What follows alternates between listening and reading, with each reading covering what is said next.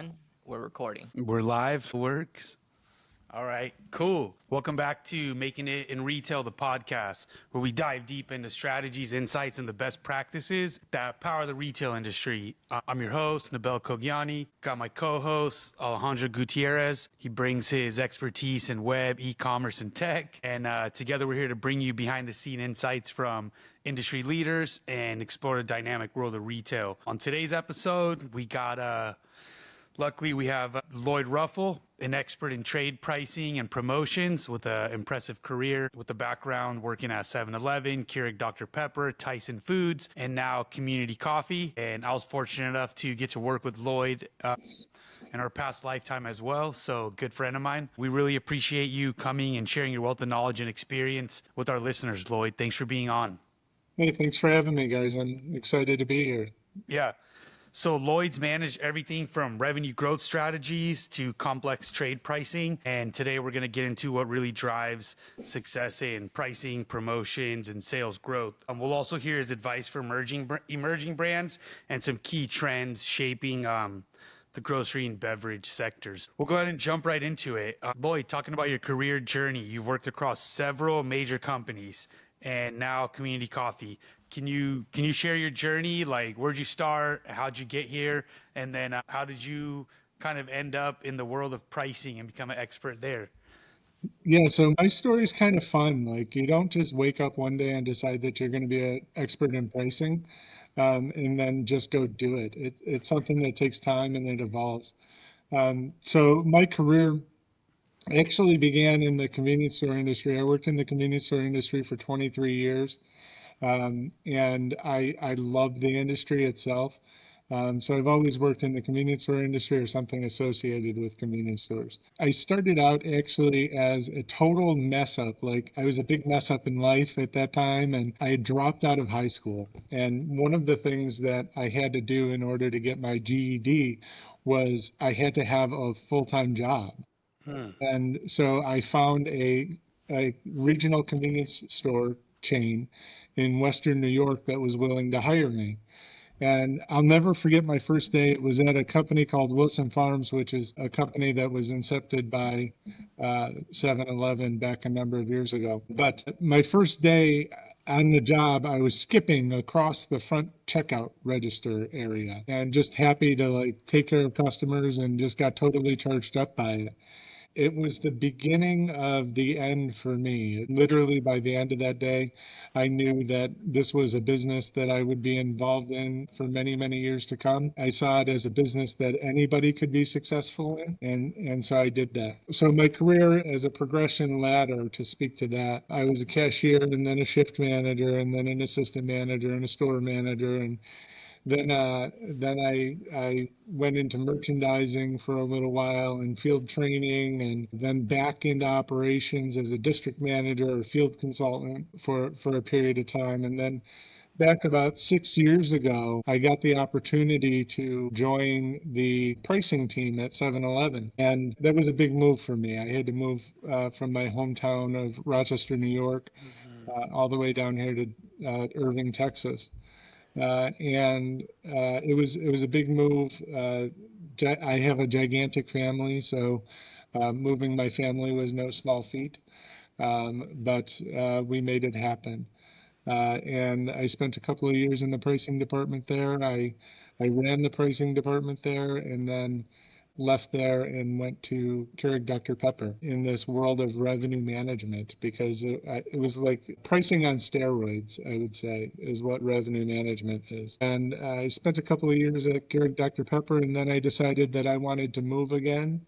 And so I took a job at Tyson Foods and was going to relocate my family to Northwest Arkansas. As that goes, I started out the journey before them. I went up there. I love Northwest Arkansas. It's a great area. But my kids got really ingrained in school really quickly, more so than they had in any of the previous years. So I did the right thing, and I sought out to find a company that I could grow with and take some of my expertise to back here in the Dallas area. And I was fortunate enough to find Community Coffee, which is a great company that I'd love to tell you guys more about later on in the show. Awesome. I mean, it's so interesting, like hearing you describe that, because like someone like me who's kind of like still new and unfamiliar with a lot of the retail world, just hearing you about like saying like pricing and then like revenue management, like those are like terms that someone like me doesn't really hear often. So I definitely would like to understand that more. Hey, LinkedIn didn't keep me up on you moving to North Arkansas. I just thought you were kind of in Texas the whole time, so you left and came back. Yeah, I left and came back. My family never relocated, so I was actually driving back and forth every week. Oh, how much? How far of a drive? It's 330 miles door to door. Wow. Monday through Friday. Or like, I mean, you'd go out there like Sunday, I'm assuming, and come back. I'd go out Monday morning. I'd wake up at 2 a.m. And drive out there, and then I would come back at about 9 o'clock on Friday night. Wow. Okay. And then, all right, 7-Eleven. That was your first. How long were you there? Like from the beginning, like Uh, all the way from the beginning. 7-Eleven, I was there for about 8 years. Okay. Yeah, yeah. Okay. Cool. Cool. I was thinking from the cashier days. I was like, oh, okay, but all Yeah, right. it doesn't add up. So I started at Wilson Farms, and then Wilson Farms. I went to another company that I'd love to shout out to, Crosby Stores in Western New York and Northwestern Pennsylvania. I really gained so much knowledge there, and then decided that I wanted to take what I learned there and apply it to a big company. So I applied to 7-Eleven and ended up at 7-Eleven. Oh, nice. All right. Well, community coffee's interesting for sure. So, for listeners who might not be familiar with community coffee, can you tell us more about the history and some of the products they offer? Yeah, I'd love to. So, Community Coffee is a 105-year-old family-owned organization based in Baton Rouge, Louisiana. They are a regional powerhouse when it comes to coffee. If you are in the Baton Rouge area, Community Coffee is pretty much it. If you're in New Orleans, same, anywhere in Louisiana, really. But a number of years ago, they strategically decided to branch out into Texas and some of the outlying markets. And now, if you were to take a knife and slice the United States in quarters, continental United States in quarters, you'd have that southeast corner. And we're really all over that southeast corner now. And we're in the fifth generation of leadership, which is great. Our current chairman of the board is fourth generation, but his children are involved in the organization as employees. So we are growing fast. We compete against any of the other majors. We're easily found on Amazon for those people that are not in the area that are listening to this and say, "What is this community coffee?" Challenge you to go try it. So, what makes community coffee stand out in the coffee industry or in that region where you guys are kind of the leaders? Yeah, so ultimately, coffee is about roasting, right? At the end of the day, everybody purchases the same thing. We all purchase from the same people. Folgers purchases the same stuff that we purchase. So does Starbucks. They purchase the same beans that we do. Nothing makes them special. And they're all bought on the same market. And so it's about the roasting techniques that makes it special, as well as the consistency and quality that you get. So a lot of times what you think you're getting is a pack of coffee that might be on sale or it may not be on sale when you come across it, but you you're getting 105 years worth of specialty expertise out of community coffee that you're not getting out of a lot of these other people. The other thing that I think is a source of pride for community coffee is the tenure of the people that work here. We have people that work here for decades and decades, people that have spent their entire career here, which really charges me up as somebody who's kind of like in the midpoint of my career and looking forward to where I want to be for the future.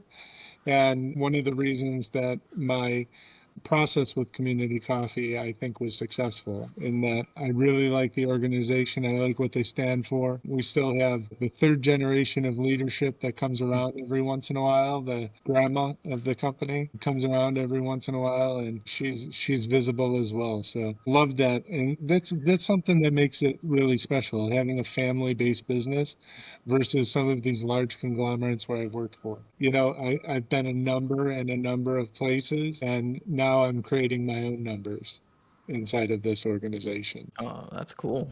No, that's awesome, and we can totally resonate with the Family. family, yeah, the family owned dynamic, and it definitely is definitely interesting and fun. It's a cool dynamic to be a part of. So I'm like curious, like, so you said you were searching around because you were thinking about obviously your family and stuff like that. Like, so how did you just come across it? Yeah, so the first thing I did was I took a personal inventory, and I'm a very reflective person, and I believe that every day everybody should spend 15 minutes reflecting on their day, the things that they did well, the things that they didn't do so well, and whatever they can do to make that better. And so, in one of my reflective times, as I was looking towards this career journey and this career search, I said, what is it that I want, and where did I feel most comfortable? And so it takes me back to the organization that I mentioned earlier, Crosby's. They are a fourth generation family owned business that's just over 100 years old, oddly enough. And I just remember this feeling like you're a part of something. And it's bigger than just you being a part of the family where you get messages and notes and you present to the CEO on a regular basis and you're doing those things, and they know what my work is and what I'm capable of doing as a result of the things that I've shown them that I can do. And those are really skills that I learned early in retail because, listen, when I came up in convenience stores, we used to wear button-down shirts and neckties every day to check people out at a convenience store. Nice. Now, take that back in, right? That's a couple of years ago. There was the late '90s, but we had to wear neckties and button-down shirts. That type of presence that you bring. I remember there used to be a sign on the back of the door where we would punch in every day when we hit the time clock. It would say, "Smile, you're on stage." And that really resonated with me early on in my career, and I've carried that all the way through. I've carried it all the way through. And thinking about the things that we do every day, you're always on stage. You're always, you know, playing for a role, or you're answering a question and you want to fit a certain mold while you're at work. Sometimes you can create your own mold too. And I find that much easier to do in a smaller organization than one of the big ones. Yeah. No, makes sense. A little like the impact is felt a lot harder with everything, and it affects more people differently in a different way. I can imagine like I don't even want to call it a small win. Like every win is probably celebrated by like everybody there, you know? So I kind of got like what excites you about working at community coffee, but what about working in the coffee industry itself? Like what excites you about working in the coffee industry itself, and how does it differ from any previous roles in food and beverage? Yeah, so when I worked for the bigger organizations, we had much larger portfolios of products. And I don't know if you know this right now, the coffee industry is on fire. There's a firestorm going on.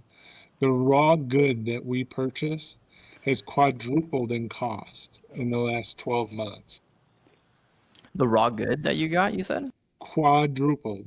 Green coffee has quadrupled in the last 12 months. Okay. So the bean that we purchase has quadrupled in cost in the last 12 months. Wow. Okay. And How do you deal with that? And then on top of that, we have tariffs coming. How do yeah. you deal with that? So something that we used to purchase for $1 now costs us 4. And then there's Wow. a 10% tariff on top of it. And then we have to process it. We have to do the manufacturing process with it. We have to put it into the market. We have to pay all of our warehouse guys. We have to pay all of our DSD guys that go out and deliver the product. We have to pay for promotions because promoting is not free. All of those things that build into the price um, is all falling back in the RGM team's responsibilities right now. Wow. And Yeah. you guys, um, do you guys have like a wide portfolio, a variety of coffee, or like are we focused on whole beans and ground and That's it. Like there's no ready to go made drinks. There's none of this other stuff. It's So we do have ready to go drinks, ready to drink items. okay. We also have like tea and lemonade and stuff like that that we sell, but those are this much of the business. Okay. Those are this much of the business. Ultimately, coffee comes from one of two places, or two different types of beans, two different varietals of beans. You've got your Robusta bean, which is usually in your cheaper coffee that is grown in Vietnam. It's cheaper, it's more highly caffeinated. It doesn't taste as good. It certainly doesn't have the right notes that hit your tongue as you drink that coffee. And then you have Arabica beans, which are largely sourced from Brazil, which is where we purchase all of our coffee from Brazil.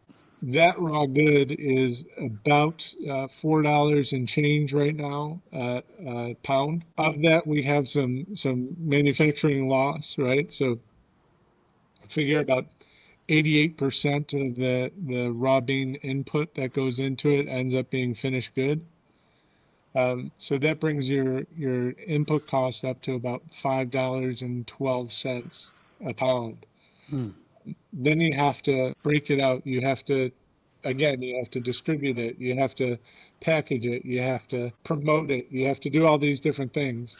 And it makes for a really difficult proposition for anybody that's trying to work day in and day out in numbers land, and still provide extreme value, which is what community coffee was built upon, is an extreme value to the customer, providing the highest quality product that we can at the lowest cost to our customers, and getting it out in such a way that customers are able to purchase us at a reasonable cost is of utmost importance to our organization.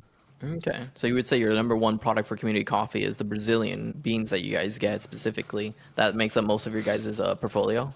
Yeah, I would say it makes up 95% of our portfolio. Wow, 95%. Yeah. What is what's like the what's like a retailer that you know you're gonna walk into and find that product, and what does it cost for a pound of that bag? Like your number one selling product, where can I find it in any region, and how much can I expect to pay for that? Right Yeah, now, so today, let's in the call it. Dallas region, for instance, you could walk in and find a 12-ounce bag of coffee for about anywhere between $9 and $10 Okay. Okay. at today's cost. It might go up a little bit depending on which retailer you go into. And for that Um, kind of like, you said it was a 12-ounce bag, right? yep, That usually lasts for like how long? How, would you say? it depends on your consumption. I'm a ridiculous coffee consumer, as my wife would say. So I drink about a pot to a pot and a half a day, which is a lot, but I think coffee is good for you, so I drink it.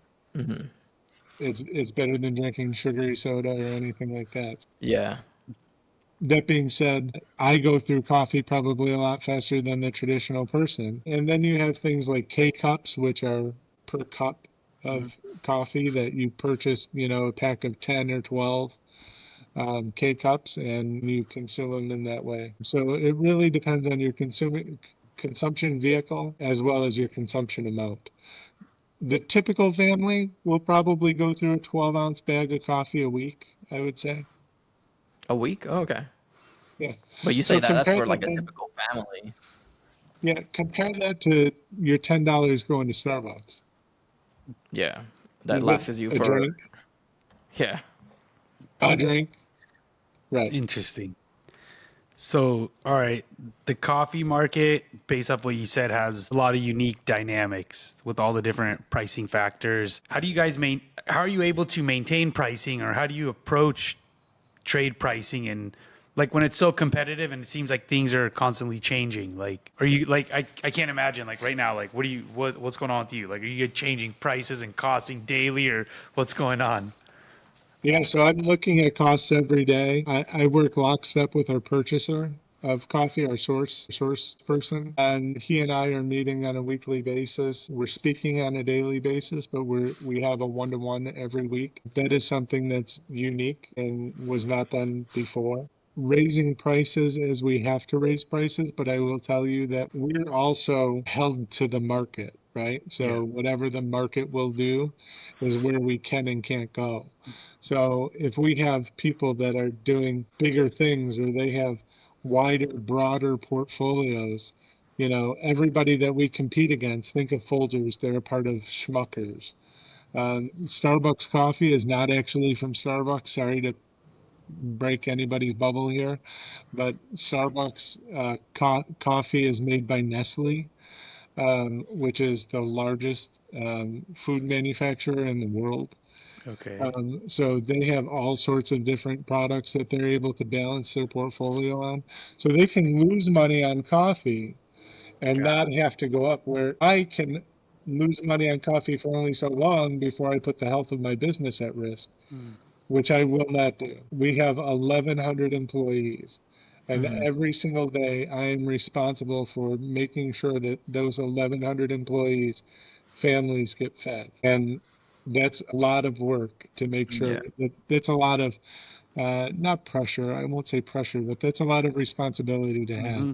to know every single day that your work will impact 1,100 families. Again, that's one of the cool things about working for a small organization. Like, I know these people, I know their kids, I know their wives, I know their husbands, I know, who just became a mom or who just became a dad. Or I know that my employee Taylor has 3 kids, and I know their names and their ages, and which one just started at school and which one's still in daycare, and all those different things that really weigh on you. Where in a large organization, to be frank, number 1, 2, 3, 4, 5 could be cut off really easily. Hey, you keep mentioning small 1,100. It's not too shabby. That's a pretty Yeah. good, pretty good. Is everybody in one building, or I'm assuming everyone's kind of spread out, or? Yeah, so we have offices all over the place. The main headquarters building is in Baton Rouge, Louisiana. We have a secondary office here in Frisco, Texas. And that's where I would say about 25% of us work out of the Frisco office, and then 75% in Baton Rouge. And then a lot of field support. So many people work out in the field. But one of the coolest things that I've experienced since I've come to Community Coffee was the ability to go out and work a day in the field and see what they do and get to meet them and learn about them and learn about their families too. So Does that help you out in like your own kind of field? Like once when you see their perspective, you're like, okay, yeah, I see why the market reacts the way it reacts. absolutely. There's this old adage from this guy. His name was Dick Muscati. He was the founder of Wilson Farms. But he used to say, listen, like, we can talk about this all day and look at a computer and look at different spreadsheets and look at different things, but can you feel it? Can you Mm. feel a spreadsheet? You can't feel a spreadsheet. Mm-mm. But I can go out into the market and I can feel what's happening out there. Yeah.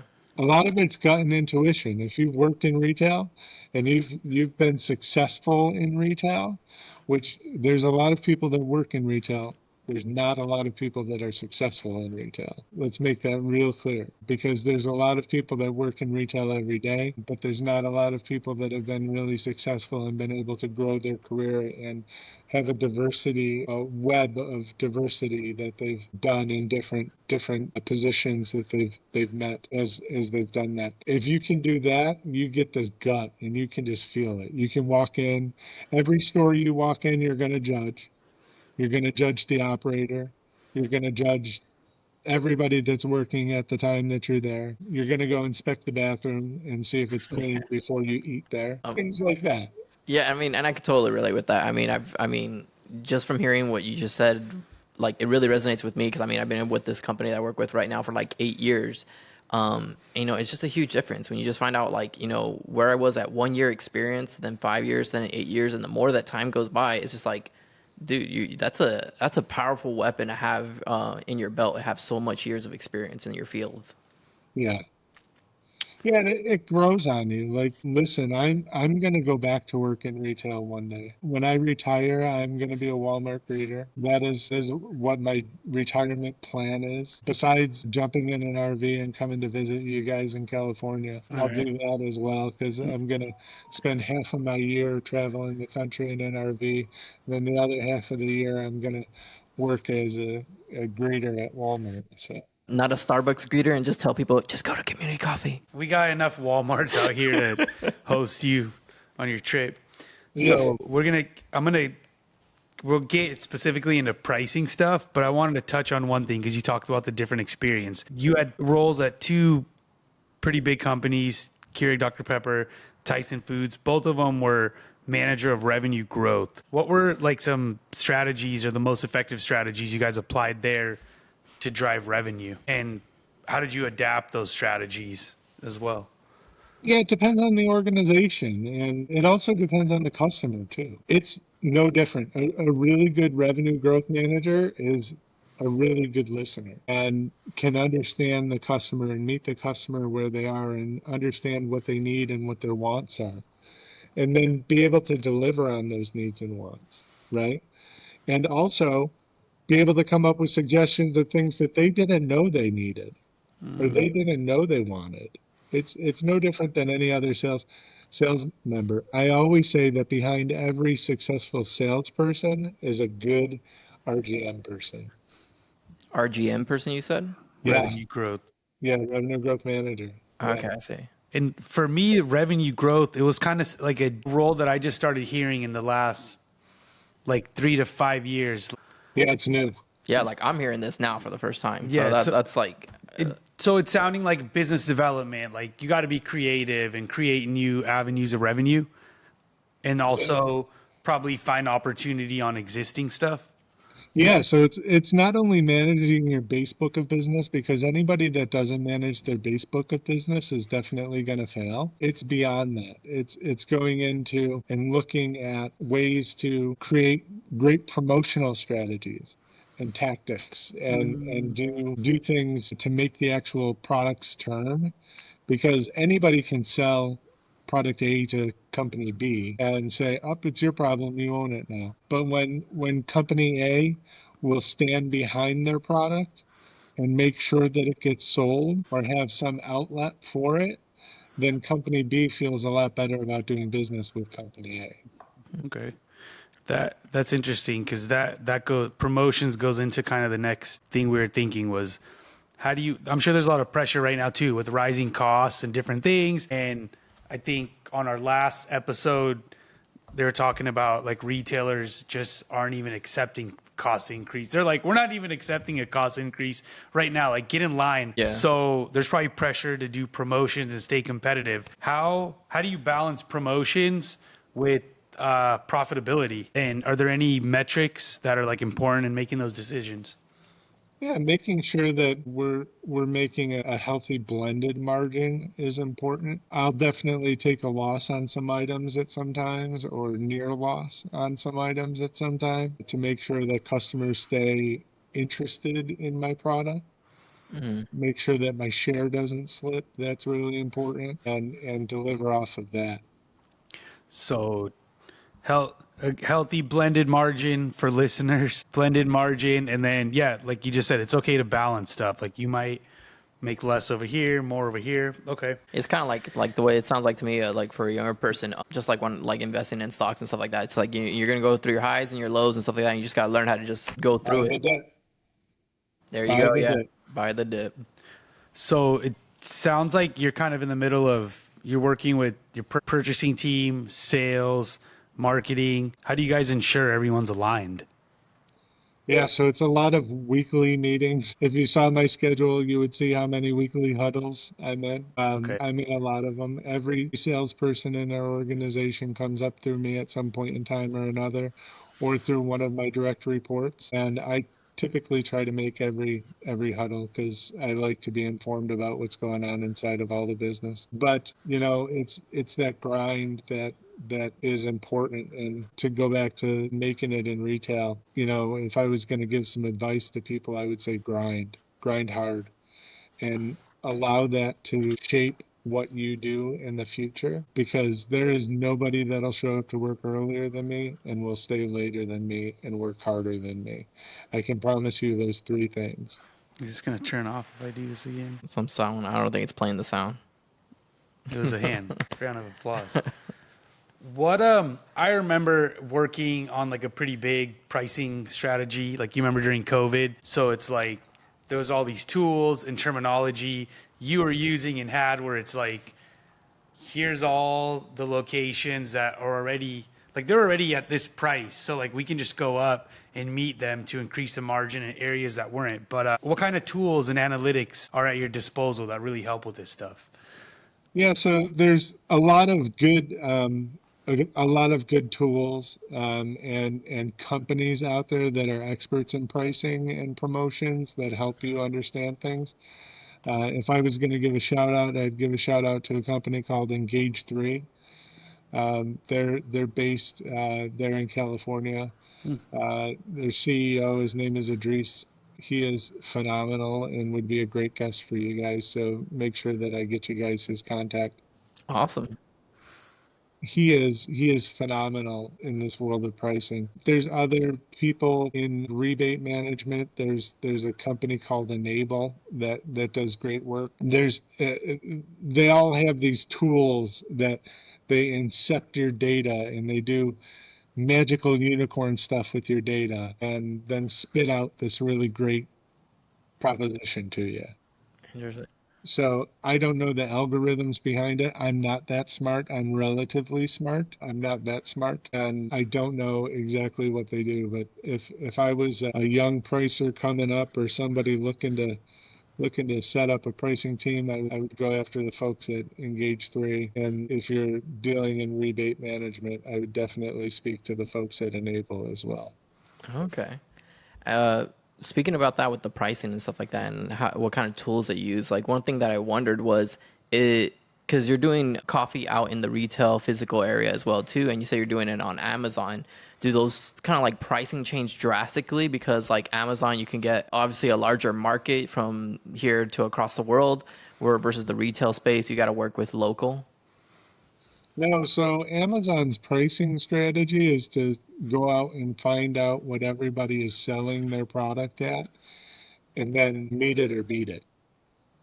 So within an acceptable margin, and then they go and they test to say, hey, how much more can I get for this and not lose customers as a result of that? They have an imperfect system too, right? So love Amazon, me and the Amazon guy are really well connected. He's at my house every day. We have cookies and milk together. But they have a pretty solid pricing strategy, and it's an algorithmic pricing strategy, so it uses an algorithm to go out and scrape the internet for prices. It understands that, like Instacart charges an upcharge of 4% or something like that. And it will scrape that off of it and say, okay, then their retail price is X and go from there. So is there smart pricing there, or do they give the data and come back to you and then you get to decide, or do you give them like authorization or?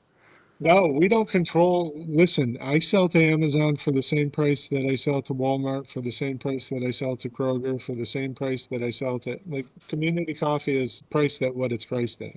Okay. Got it. Yeah, they have the retail pricing is at the sole discretion of the retailer. Okay, so And so they can do whatever they want with that price. interesting. I didn't realize that they are buying it directly off you guys and just reselling it, as opposed to I think a lot of brands on Amazon they're selling it direct. Yeah. So, but that's nice. Okay, interesting. So you talked about how the coffee market's on fire. The cost of the raw product went up 4x. Is there any other trends that you're seeing that are affecting pricing or influencing the way Community Coffee or other brands are structuring their pricing models? Yeah, so I think what we'll see, if I had a crystal ball to look into the next 24-ish months, as consumer confidence kind of slips away a little bit. Consumers are going to be a little bit more strategic with their dollars. And that can be a good and a bad thing. For instance, that person that goes to Starbucks twice a day, every day, may turn into a once a day customer, but they may come home and brew coffee every night. Mm-hmm.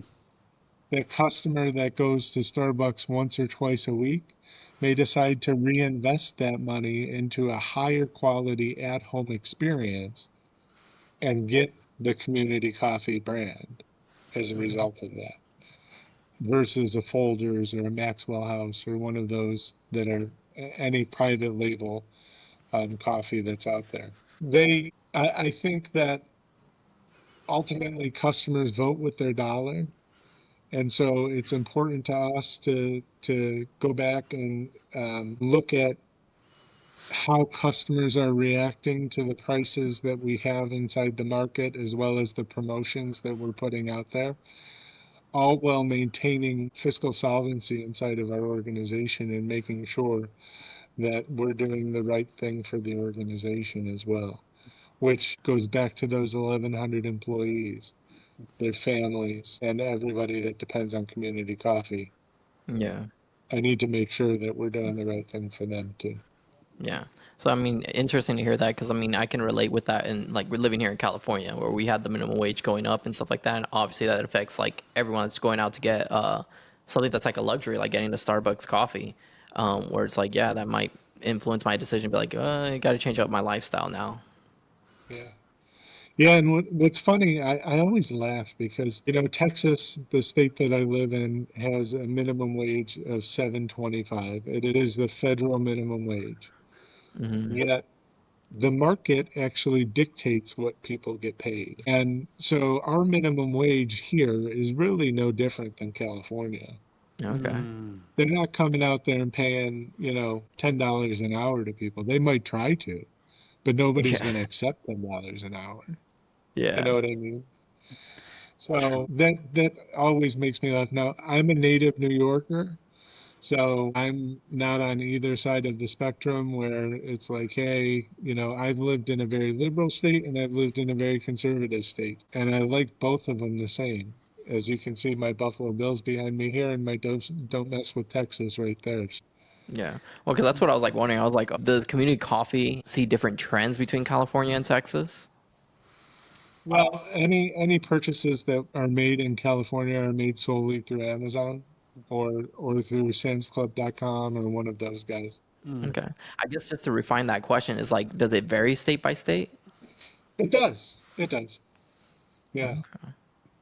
Interesting. It just depends. But that is again retail pricing, and I don't deal in retail pricing anymore. I deal in wholesale pricing. Mm-hmm. So retail pricing again is at the sole discretion of the Of the the retailer. retailer. Okay. Interesting. Disclaimer. Disclaimer. Lloyd's Just putting out a for disclaimer. yeah. Okay, interesting. Yeah, I mean, and I really appreciate you because I mean, like, it's just like for me, this just seems kind of like all new. So I feel like I'm coming in like just like a dumb kid that doesn't know anything. So I'm like, I'll say whatever dumb question that's on my mind and hopefully understand more and more. Yeah. I That's what love it. that's what the point of this is like he has a different point of view, I have a different point of view, you have a different experience, so it's like Yeah. somebody's going to gain something. Speaking of that someone, for aspiring professionals, for those looking into getting into the pricing, promotions or revenue growth roles, what would you give them based on your experience? What advice would you give them based on your experience? And then what skills are needed to succeed in the Yeah. space? So I'm going to start with the skills first, right? You have to be good at math because that's what we do all day, every day is math. And we come up with Excel formulas and make Excel work in ways that people's mind gets blown. But the advice that I would have for somebody coming in right off, let's say they're coming right out of college or something like that, and they want to start in an entry level role, I would say to look into an organization that has a training program that will really round you out. Don't just do revenue growth management. Learn what category managers do. Learn what data analytics people do. Learn what the truck drivers do. Go out and work a route. Do all the different things that you've got to do so that when you go back in, you're making really good, sound decisions based on facts that you know to be true. Yeah. That's good because yeah, I guess unless you really know how everything's working, how are you gonna how are you gonna grow it? So Yeah. Yeah. that makes It's a lot like of back to what you said right there with knowing all those, like, well, maybe not knowing all, but like the fact that you're so familiar with 1,100 employees right there, and like you got to be really close to all of them and understanding how they work and stuff like that. So that's the one nice thing about working with the family-owned business is you definitely get that connection where like at a bigger place, it's a lot harder to probably do understand how a truck driver works when you guys could be completely just miles away from working each other. Yeah. And that's one of the things I love most about my organization and my job is that I'm able to work closely with these people and be a partner with them. And they don't just look at it as some guy from corporate coming down. You know, at least I hope they don't. It may start out that way, but by the end of the day, my goal is to make them understand that we're equals and we're peers Yeah. and we work together with a common goal, Sounds which like that is, that's another skill people need is just good social skills. yeah, yeah. I always say that everybody should work a day in a convenience store. Everybody should work a day in a convenience store Or doing like because you customer will learn service. a whole lot about treating people right Yep. because you will get treated like a doormat. I never worked at a convenience store, but I did work as a customer service at Lowe's and stuff like that. And yeah, I mean, you meet your different characters. Go work in an inner city convenience store and tell me how you like it. inner city, Challenge not accepted. LA, right here. Okay, for a new brand. Now you're gonna give away some secrets, but for a new brand, make a mark in the market. Like, what type of pricing or promotion would you suggest to like effectively gain market share and consumer trial again without killing your business? I think we kind of touched on it, but like if you were to give a specific example, like Yeah, so I would not give a specific example, and here's why. Every single case is going to be unique and different. What I would tell them to do is to consider as quickly as possible a new brand, getting somebody that's an expert in RGM in their team. Either hire a consultant or bring somebody in full time as an employee to work with your organization on your RGM strategies because we're profit makers. I've always said that a good pricer, and ultimately what we do is pricing. A good pricer is worth their salary times 10 at least every year.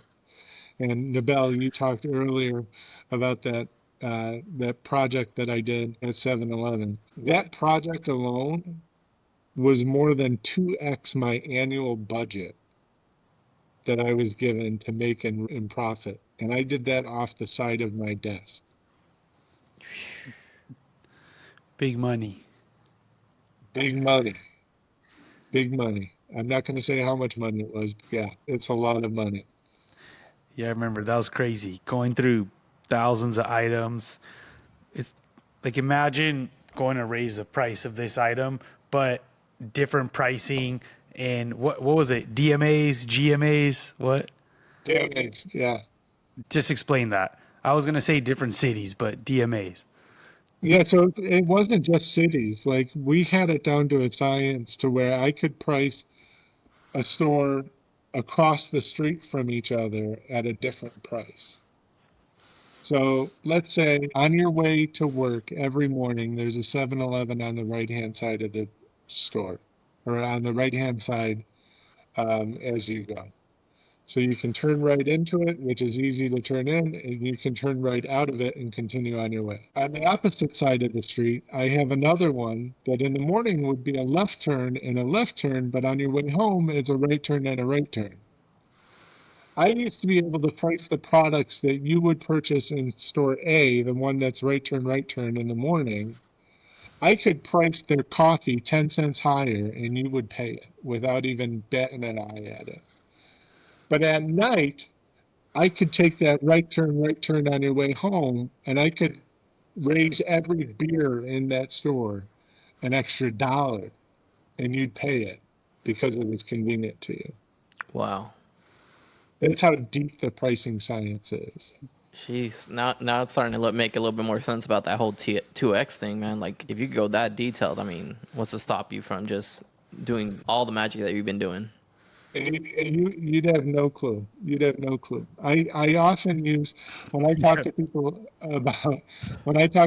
about pricing. I always use a bottle of ketchup, a story about a bottle of ketchup, and I say, listen, I was on my way home from work, and my wife called me and said that we needed ketchup. Now we have 4 kids, and they are ketchup monsters.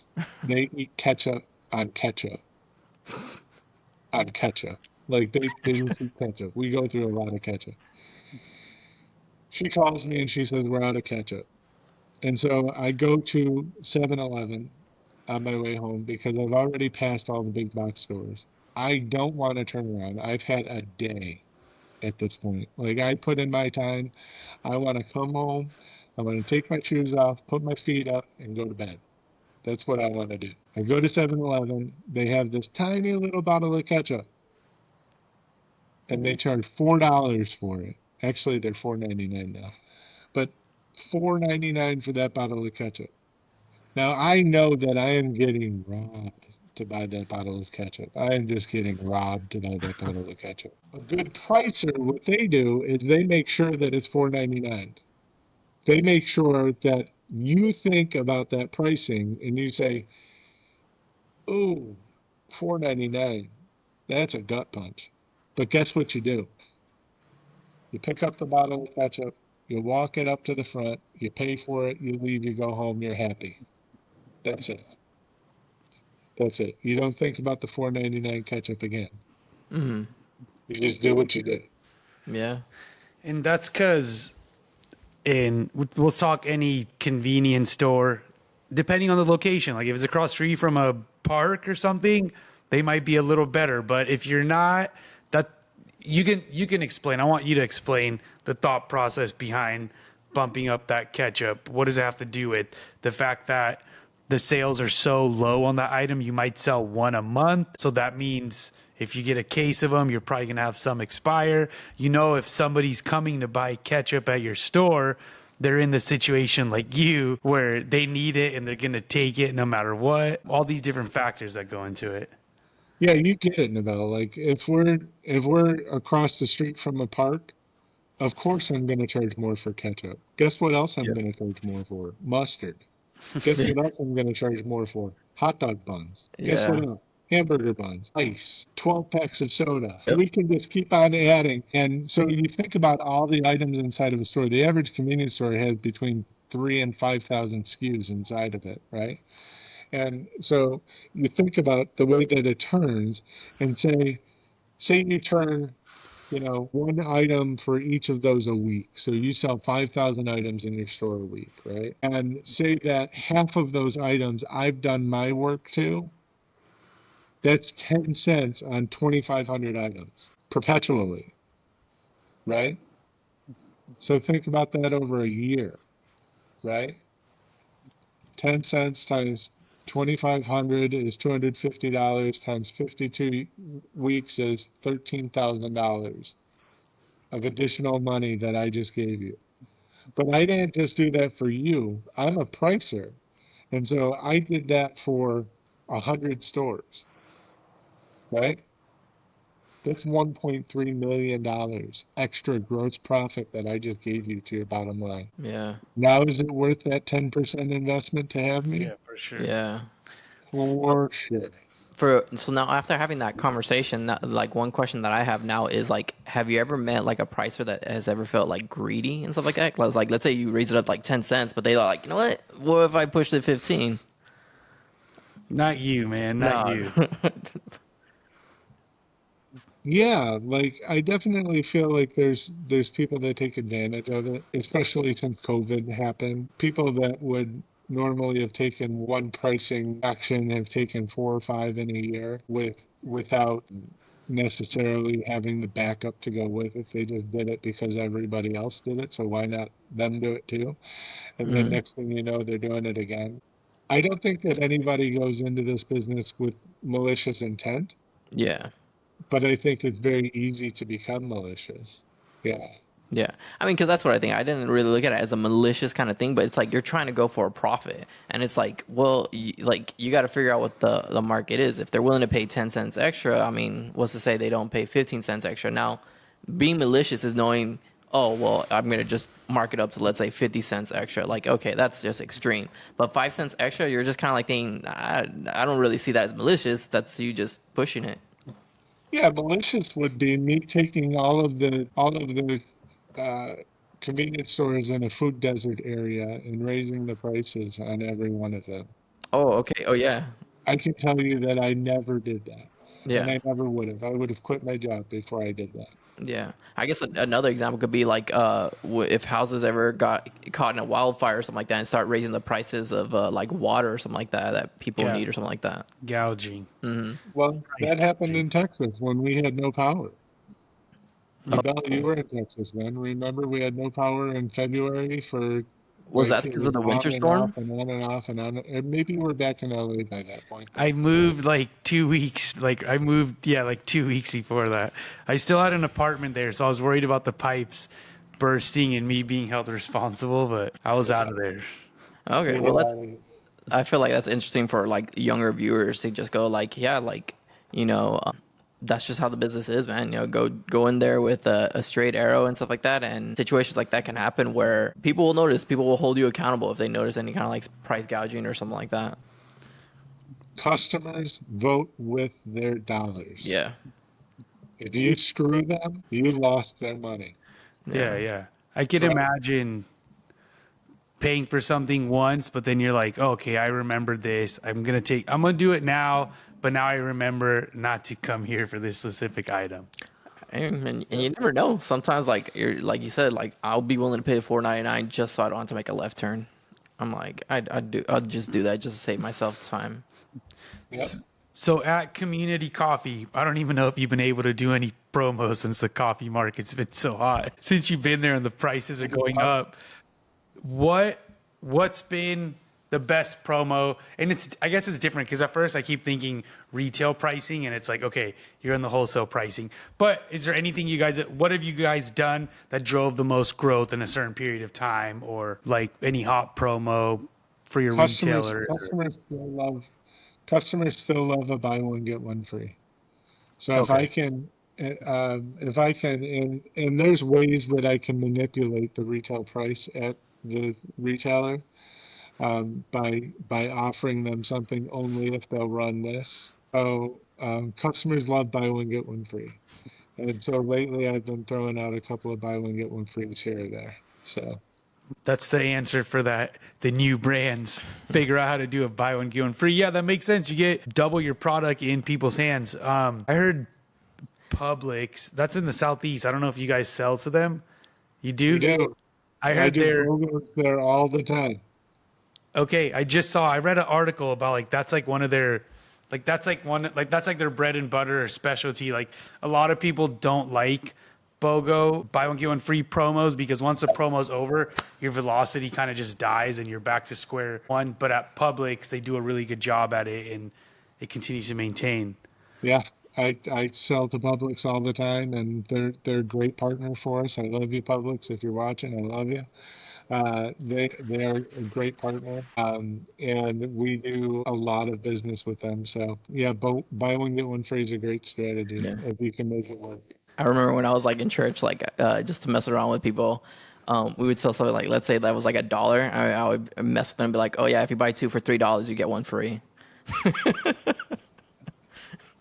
And they probably went for it. Some people probably went for it. Yeah. Some of them just gave me the money because they're like, hey, that's a good one. I'm just gonna get you because that was a good one. I see some crazy promos now, but all right, this kind of went by fast. But here, let's see. Before we wrap up, Yeah, it looks like my co-host is going to sleep. Over I need some here. coffee. I need coffee. There you go. It's a community call. Buy it on Amazon. We have operations in Miami, and our coworkers over there are always talking about Publix, and now I gotta. Who knows? Maybe they're dude. community coffee drinkers, I got to ask them, like, you ever bought it? You're a customer. We're going to have to order some here.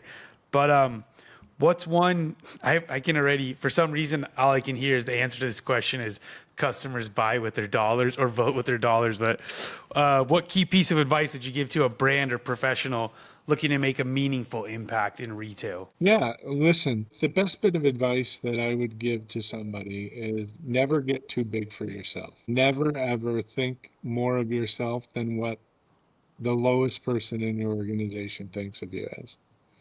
You know, it's really very elementary and you think about it every day, but you know who the first person is I see every day when I walk into my office? The cleaning lady. And the first thing I say is good morning to her every single day. Now, she may only know the word good morning in English, but she says good morning back to me every day, gets a big smile on her face, and loves it. I Nice. will always be somebody that treats everybody exactly the same. And I think that everybody needs to remember that. It's like the golden rule of career, right? It's the Yeah. golden rule of career. You have the golden rule of life, but golden rule of career is treat everybody the same way. Yeah. Treat the janitor the same way that you treat the CEO. Sometimes treat the janitor better than you treat the CEO. Mm. Because without the janitor, the CEO doesn't have a job. Interesting. Can you Go unpack in, that a bit yeah, more? go into that. Because it takes a million janitors to keep things clean. Yeah. It takes a million Indians, right? The Indians for one chief to be successful. Mm. There's one CEO. Mm-hmm. There's hundreds of people in manufacturing distribution. Yeah, I guess if I were to think about it, if I was an employee, I would not want to go work in a company that's just all messy and dirty and stuff like that. So, if I sought out my current role for a long time, and I'm so happy to have found it. I work for an amazing leader, a great CEO, a great family, and we're doing great things there. I think their vision aligns a lot with me as a person, and so I'm really happy to be there. Nice. You're not applying for a promotion anytime soon by any chance, are you? No, I'm just joking. Oh, I'm actually, joking. yeah, I'm No, I'm not. joking. No, that's awesome. What do you see? I'm just messing with you like I would if we were in person. What do you see Yeah, as no like, kidding. I know again, just the 4X and the coffee price blows my mind because I hear on the news that Starbucks and everyone's all upset, like prices keep going up, this and that, and consumers don't like people saying like I just read it yesterday, like, oh, consumers aren't dumb, like they're gonna know if like the value proposition isn't there big enough. But it's like now just hearing that the raw goods are going up 4X, it's like maybe that's probably behind some of it too, that people aren't understanding so Yeah. much. What's making that go up? Is there a lack of coffee beans? Is there a lack of access? Is there I mean, is there just more competitors that are just trying to buy off the market? Remember what happened to GameStop's stock? Yeah. yeah. Everybody went in and bought these futures and they did some things and such like that. I think somebody's been playing games inside of the coffee market Mm-hmm. and making it more expensive artificially. Mm. Mm. So the same way that they made GameStop stock artificially high. Wow, interesting. That's a whole nother segment. That's a lot of crazy stuff. Maybe there's no control over it, but what do you see as the biggest opportunity in I'm going to go to retail pricing and promotions like for the next few years. Maybe it has to do with coffee specifically. Yeah, it's that customer value proposition. It's going to be a hard couple of years here, guys. If you're in retail pricing, it's going to be hard. Lace up the bootstraps, get ready to come to work every day, and work really, really hard to make sure that your value proposition is met. Yeah. Um, whether that requires you to take reduced margins, which nobody on Wall Street wants to hear. That's one of the reasons I like that I work for a family-owned organization, privately held, by the way, privately held organization. I don't have to go to Wall Street and ask them if I can compress margin for a little bit so I can stay a little bit more competitive. Everybody else does. Everybody else does. Okay. That was it. Bootstraps, kids. That was kind of all we had, but I have another question, and you don't have to answer on behalf of Community Coffee. Here's a thought. I saw there's a retailer in Canada with tariffs going on all the food. Oh my God, I can't remember the name. It's a grocery chain, and like the president or CEO was showing in the produce department, they had different price tags for items that were tariffed. So, and they literally would call it out too. Like, so that way you looked at an apple and you're wondering why it's so expensive, and it's like, the red price tags mean the item's tariffed, and they're also running out of inventory. So you know that's not going to be available anymore, but they're educating the consumers. And there's also, they were probably one of them. They had mentioned, we're not making money on the tariffs. It's literally just a pass through, right? Okay. So in theory, that lowers your margin. Like your dollar margin, you're still making the same gross profit dollars, but your gross profit percentage is shrinking. Like, what do you think? Like, I can imagine, like, that can break like an analytics person's, like a formula on their computer where they're like, no, we need to make this percentage, but it's like step out of from the computer and step away from the computer. Yeah. Step away from the computer. Yeah. Listen, if you feel like you have to turn in 15%, which is what, I don't know what the magic number is. Yeah. I'm using a proverbial 15%. If you feel like you have to turn in 15% because you told Wall Street that you're going to turn in a 15%, then it sucks to be you. It sucks to be you. You got to remember that dollars are what is going to drive your bottom line. Mm-hmm. You bring dollars to the bank, not margin percentage. Mm-hmm. Follow the dollars. There we go. Good lesson to anyone who's going to follow. Follow the dollars. All right. That wraps today's episode of Making It in Retail podcast. Dude, big thank you, Lloyd, for sharing all the knowledge on retail, convenience, pricing, just how competitive the market can be out there, and just like how much it can ride on one's shoulders when trying to work through that retail space. Remember, Lloyd.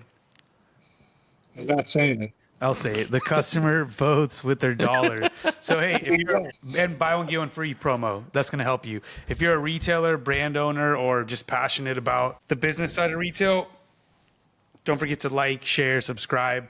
Lloyd already gave us a hint on a future guest. We have the next 2 or 3 already locked in, but we'd love to get Idris from Engage 3.